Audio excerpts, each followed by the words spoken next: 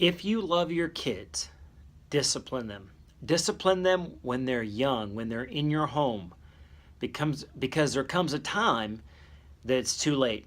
Let's take a look at 2 Samuel chapter 18.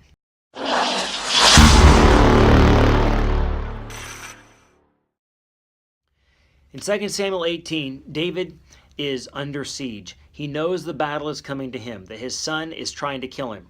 He has 3 commanders. He divides the army he has, the small army, into 3 divisions under each commander, and he says, I'm going with you to battle. Why? Because he remembered the time he didn't go to battle, and he found himself on a rooftop looking at Bathsheba, taking a bath. And so he says, I learned my lesson, I'm going to battle. And these men say to him, no, don't go to battle. Listen, you're the brains of the operation. You stay back. He submits to that and he says, okay. But then he says to everyone, capture my son alive. Do not kill Absalom.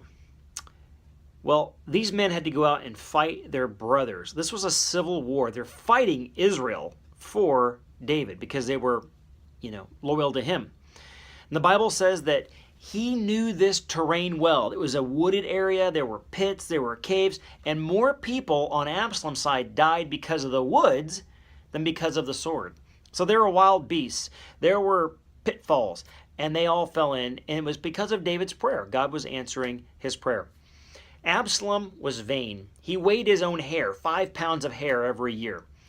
And as he's riding a mule vainly into battle, he gets caught in a tree. His hair is up there and he can't get down. And a soldier sees him there and does nothing.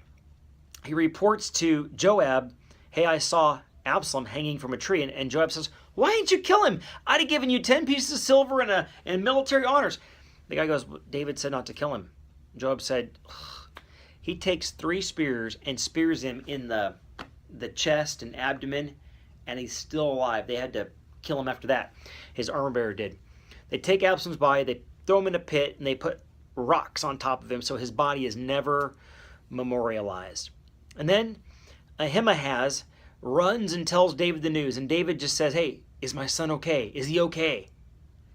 After all this, he wants Absalom to be okay. He says, no, your enemies are dead.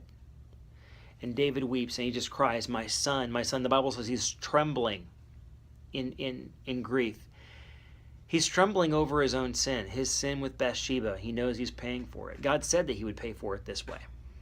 Over his indulgent parenting and how he never disciplined his son.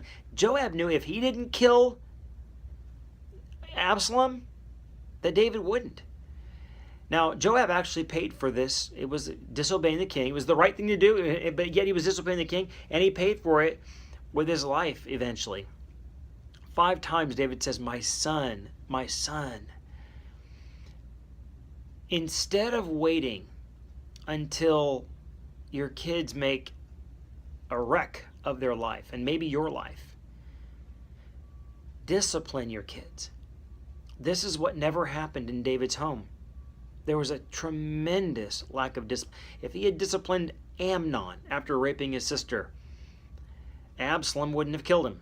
After Absalom killed Amnon, there should have been discipline. There was never a consequence. There was never a conversation. And this is tedious. Parenting is hard. Parenting is exhausting, disheartening.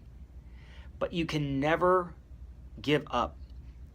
Every instance God gives you, make it a teaching moment. And don't get lazy in raising your kids.